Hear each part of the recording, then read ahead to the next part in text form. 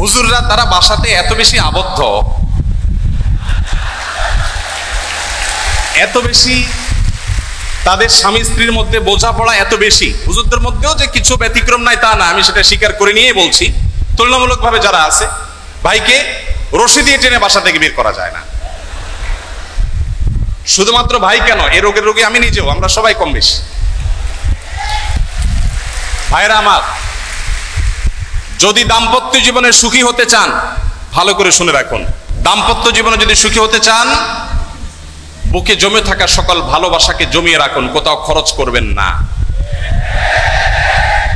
রাস্তাঘাটে, পার্কে, ক্লাসরুমে, অজায়গায় কুজায়গায় ভালোবাসা সব খরচ করে বিয়ের পরে যখন ভালোবাসা বিনিময় করার দরকার হবে, তখন দেখবেন পুঁজিতে টান পড়েছে, তখন দেখবেন পুঁজি আর পাওয়া যাচ্ছে না। ঠিক ঠিক না বলে হারাম রিলেশনকে না বলতে শিখুন। সৎসাহস আছে তো ইনশাআল্লাহ?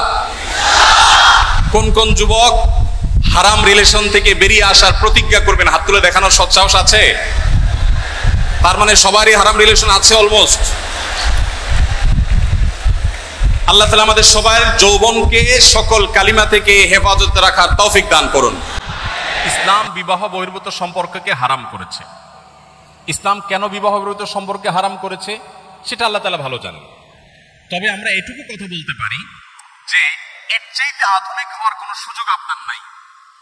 আপনি বলবেন যে একজন প্রাপ্তবয়স্ক নারী পুরুষ তারা উভয়ে যদি সম্মত হয় তাহলে তাদের শারীরিক সম্পর্ক করতে দোষ নাই, কারণ এখানে কারোর অধিকার নষ্ট হচ্ছে না। এরকম কথা আমরা অনেককে বলতে শুনি।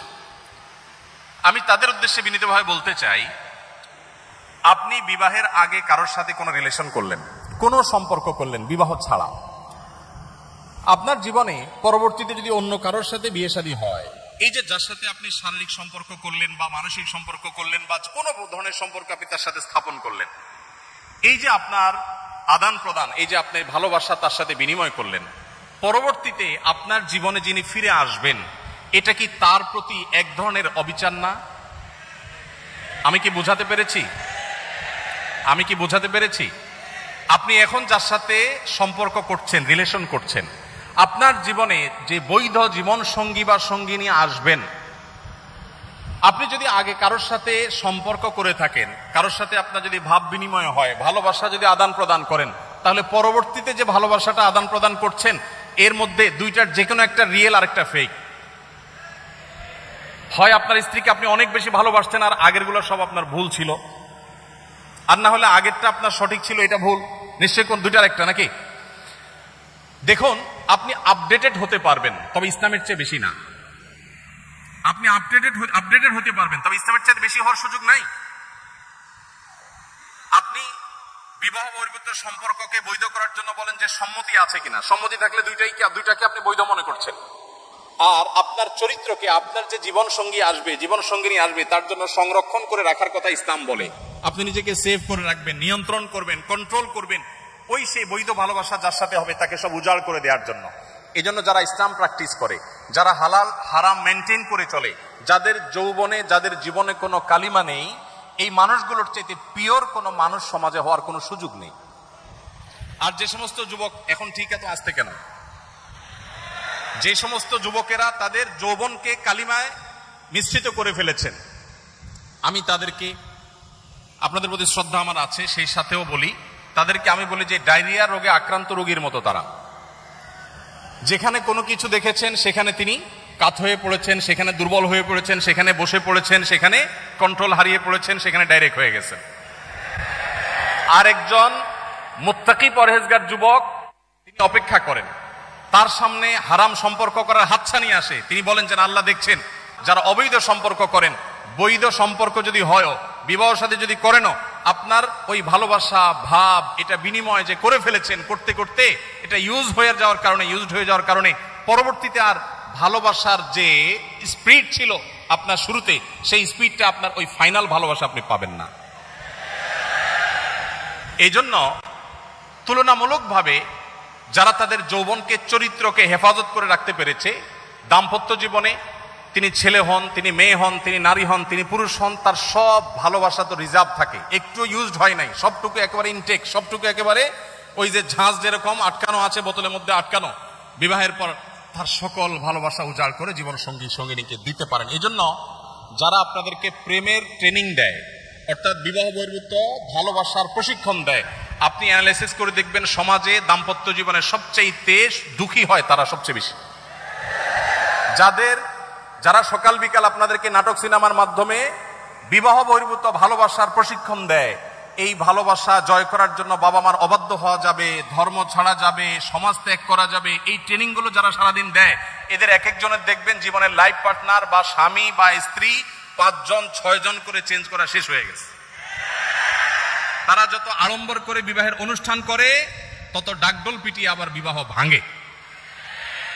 আর এর বিপরীতে আপনি মুত্তাকি পরহেজগারদের জীবনীকে আপনি দেখেন, পুরুষ হোক আর নারী হোক, যিনি আল্লাহকে ভয় করে চলেন, যিনি হালাল হারাম মেনটেন করেন, যিনি অবৈধ সম্পর্কে জড়ান না, এই মানুষগুলোকে দেখবেন তুলনামূলকভাবে দাম্পত্য জীবনে তারা একটু বেশি সুখী।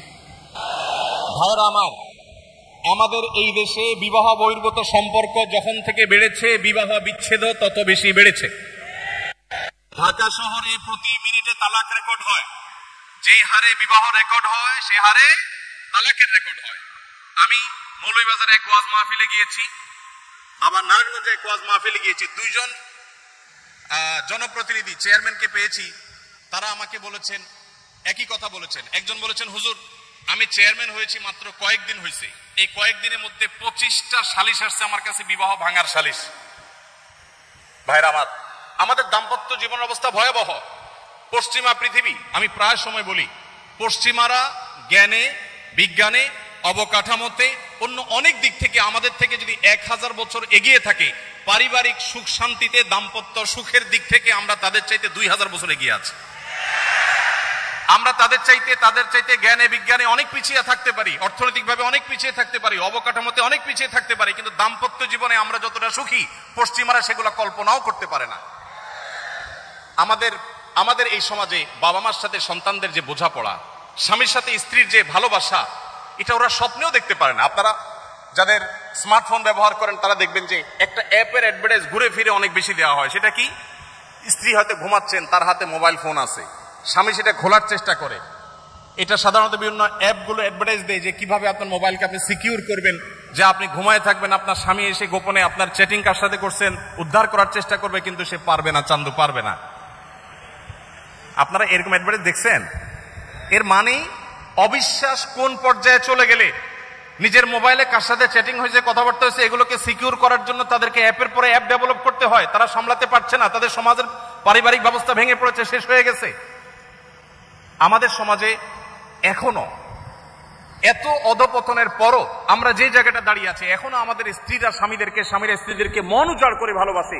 কিছু হাতে গোনা কুলাঙ্গার বাদ দিলে বেশিরভাগ পরিবারে স্বামী স্ত্রীর মধ্যে যে বোঝাপড়া আছে, এগুলো পশ্চিমারা কখনো কল্পনা করে দূরের কথা, স্বপ্নেও তারা দেখে। মানুষ তো স্বপ্ন দেখে, ওরা স্বপ্নেও আমাদের এই ভালোবাসা দেখে না।